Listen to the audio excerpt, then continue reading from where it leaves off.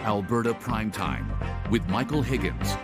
Welcome to Alberta Primetime. Ahead tonight, our politics panel on a dust-up over proposals to redraw electoral boundaries in the province. But first, a COVID vaccinations policy shift. This now scopes to cover all healthcare workers. This is how we protect our patients, reduce hospitalizations. This is how we keep our healthcare system strong.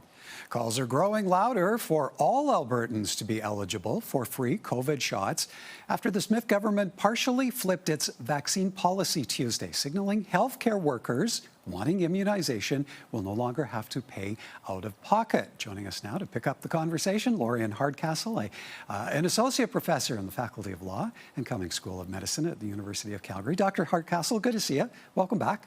Thank you for having me. All right, well, let's start on this element of healthcare workers no longer having to cover the cost of getting a COVID shot if they want one.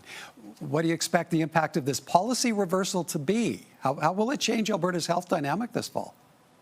So I do think that the initial decision to make people pay was, of course, going to decrease the number of people being vaccinated and would, of course, disproportionately hit those who are particularly price sensitive, who are often among the least healthy Albertans. There's this connection between health and wealth. So I think that reversing course on healthcare workers is important because they have extensive contact with vulnerable people. They're in contact with sick people themselves, so are at risk. But I think that it's not enough. It doesn't go far enough to only reverse course on healthcare workers. I think it's a public health misstep to not cover the vaccination for any Albertan who wants it. We've all heard it. There's been considerable pushback since this new approach to COVID immunization was announced in June. What do you think ultimately pushed the government to reverse policy where the health workers are concerned at the very least? I think that the healthcare workers in Alberta over the last several years throughout COVID and throughout the negotiations with the government over their contract have become a really powerful force and are able to mobilize and are able to speak out on social media and can move the needle at times on policy. And so I think it is their pushing and their advocacy that led the government to change its mind with respect to healthcare workers. One hopes, though, that now increased calls for advocacy by healthcare workers, by the general public, may push them to also reverse course and to make the vaccine available free of charge to all Albertans. How much of a signal of reevaluation of policy do you see going on here? How deep does that reevaluation maybe go? It's pretty significant when a government makes a bold policy choice that other governments across the country aren't making, and it makes a choice in the face of significant criticism. To reverse course on that, I think, is difficult for the government to do, and it comes at a political cost and can be potentially embarrassing to so quickly reverse course. But ultimately, I do think it's the right decision. If paying out of pocket does go ahead for most Albertans this fall, how will that compare to national guidelines for access to the latest vaccine?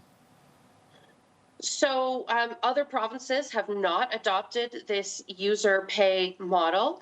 And so really we would stand apart from other jurisdictions, and it would significantly reduce the number of Albertans that get vaccinated, most likely. Alberta already has lower than average vaccination rates on some of the other vaccines. And of course, we've seen measles cases in Alberta linked to low rates of vaccines. And this would only add to that. And I think what we would see is Alberta's emergency rooms under more pressure than other provinces if people aren't having widespread access to the COVID vaccine. Now, what do you make of the process of Albertans needing to book appointments for shots, pre-registering by September 30th? How does that change dynamics of Alberta's immunization efforts?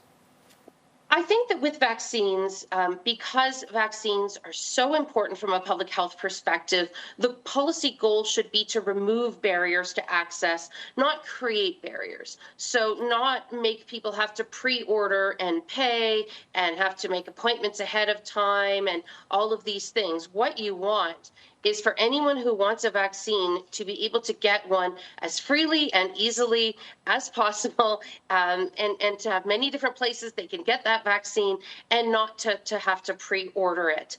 I also worry that this business around pre-ordering vaccines is going to result in the government under-ordering the number of doses. If they're basing their order on people who learned that you have to pre-register, that's a problem, because there are going to be people who don't do that, but who still want the vaccine.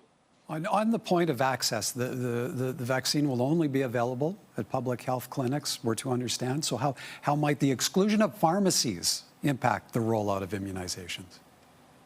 I think it can affect access quite significantly. There are not public health clinics as widely distributed as pharmacies. Pharmacies have really long opening hours, and so it just makes it more easy for people to get it. And there are a lot of people who will go out of their way to make appointments, to pre-book, to go to public health clinics, to drive where they need to drive.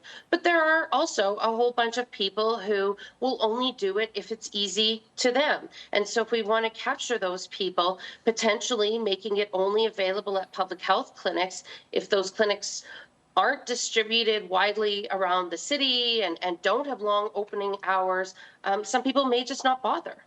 If it is that universal access does not come through, but the government is maybe still reevaluating and ends up maybe expanding its partial reversal in policy, which other groups need to be at the front of the queue? Certainly, right now, they've already looked at some of the vulnerable people, like those in congregate living, healthcare workers. Those are important groups already. Age-based exemptions to having to pay, income-based exemptions to having to pay. You know, we do know that when it comes to healthcare services, for example, this has been studied widely with drugs, people can be price sensitive, and particularly those with lower incomes. And so if they aren't going to expand it universally, they need to come up with points of access for those who can't afford to pay the $100+ to get the vaccine. All right. We'll have to leave it there for time. Always appreciate your time. Thank you, Dr. Hardcastle. Thank you for having me. Lorian Hardcastle is an associate professor in the Faculty of Law and the Cummings School of Medicine at the University of Calgary.